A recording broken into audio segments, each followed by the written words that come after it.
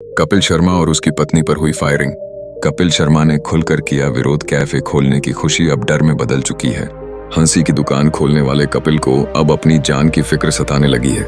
जी हाँ, यह कोई मजाक नहीं है।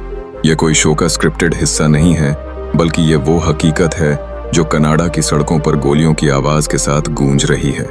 कपिल शर्मा, जो लाखों दिलों की धड़कन है, जिसने लोगों को गम भुलाकर हंसाया, वहीं अब खुद एक खौफनाक साजिश का शिकार हो गया है। और उसके साथ उसकी पत्नी गिन्नी भी उस वक्त मौजूद थी जब रात के सन्नाटे में किसी ने उनके ऊपर गोलियों की बौछार कर दी। अब सवाल उठता है, क्या यह हमला सिर्फ एक दुकान पर था या फिर इसके पीछे कुछ और था? क्या कपिल ने किसी को नाराज किया? क्या हंसी मजाक से किसी ने इतना गुस्सा निकाल दिया कि हथियार उठा लिया? और अब जब यह साजिश सामने आई है तो पूरा देश सन्न है। कपिल शर्मा और उसकी पत्नी के खिलाफ आखिर किसने चलाई है गोली, और क्यों? अब यह सिर्फ पुलिस की नहीं बल्कि हर उस इंसान की जिज्ञासा बन चुकी है जो कपिल को सिर्फ एक कॉमेडियन नहीं बल्कि एक आइकन मानता है। तो चलिए जानते हैं आखिर क्या है पूरा मामला और कौन किसने चलाया कपिल शर्मा और उसकी बीवी पर यह गोली। आइए जानते हैं। आज इस वीडियो में सबसे पहले बात करते हैं उस कैफे की जिसने यह पूरी कहानी शुरू की। कनाडा के ब्रिटिश कोलंबिया के सरे शहर में कपिल शर्मा ने अपने नाम से एक कैफे खोला जिसका नाम रखा गया कैप्स कैफे। इसे उन्होंने अपनी पत्नी गिन्नी चतर के साथ मिलकर शुरू किया। कैफे की तस्वीरें जब सोशल मीडिया पर आईं तो लोगों ने तारीफों के पुल बांध दिए। एकदम गुलाबी दीवारें, चमचमाती लाइटें, फ्लोरल डेकोरेशन और कोजी माहौल लोगों को यह जगह देखते ही पसंद आ गई। हर टेबल पर चमकती क्रॉकरी, वैनिला कोल्ड ब्रू से लेकर पिस्ता केक तक हर चीज यहाँ खास थी। यानी यह सिर्फ एक कैफे नहीं बल्कि एक सपना था जो कनाडा की सरजमी पर आकार ले चुका था। और कपिल शर्मा के चाहने वालों के लिए यह एक खुशी का मौका था। लेकिन शायद यह खुशी कुछ लोगों को रास नहीं आई, क्योंकि जिस कैफे की दीवारों पर प्यार और कॉफी की महक थी, अब वहां गोलियों की आवाज गूंज चुकी है।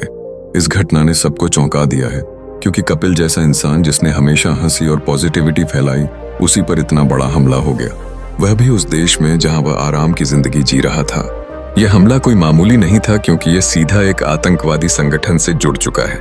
जी हाँ, इस हमले की जिम्मेदारी ली है एक खालिस्तानी आतंकी हरजीत सिंह लड्डी ने, जो भारत की NIA की मोस्ट वांटेड लिस्ट में शामिल है और बाबर खालसा इंटरनेशनल से जुड़ा हुआ है।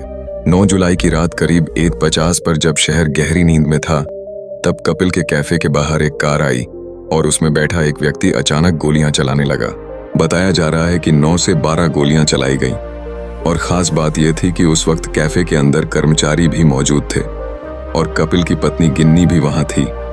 लेकिन किस्मत से कोई घायल नहीं हुआ। गोलियां सीधे कैफे की बड़ी कांच की खिड़की को तोड़ती हुई अंदर घुसी।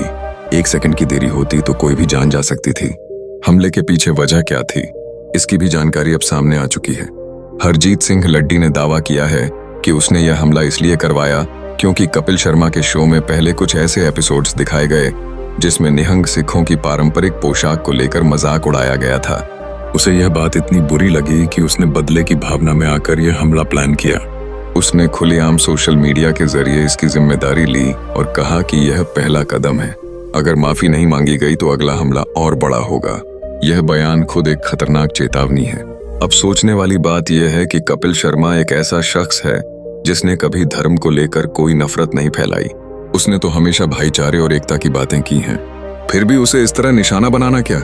इस हमले के पीछे सिर्फ धार्मिक भावना आहत होना वजह थी या फिर इसके पीछे कोई और राजनीतिक या आर्थिक एजेंडा छुपा है? पुलिस इस पूरे मामले की बारीकी से जांच कर रही है। कनाडाई पुलिस की 2 यूनिट्स, सरे पुलिस और डेल्टा पुलिस, दोनों मिलकर इस मामले को सुलझाने में जुटी हुई हैं। कपिल शर्मा के फैंस और आम जनता का गुस्सा और चिंता दोनों ही सोशल मीडिया पर साफ नजर आ रहे हैं। हर कोई सवाल कर रहा है कि क्या अब कलाकार भी सुरक्षित नहीं है? क्या कोई कॉमेडियन अगर किसी किरदार को पेश करता है तो उसका मतलब सीधा उसका अपमान होता है? क्या शब्दों की दुनिया को गोलियों से जवाब दिया जाएगा? कपिल शर्मा ने भी अब इस पूरे हमले पर चुप्पी तोड़ी है और अपने सोशल मीडिया हैंडल पर प्रतिक्रिया दी है। कपिल शर्मा के कैफे की टीम ने एक पोस्ट जारी किया जिसमें लिखा था, हमने कैप्स कैफे को प्यार के साथ बनाया था ताकि लोगों को एक ऐसा माहौल मिले जहां वे कॉफी के साथ बातचीत कर सकें।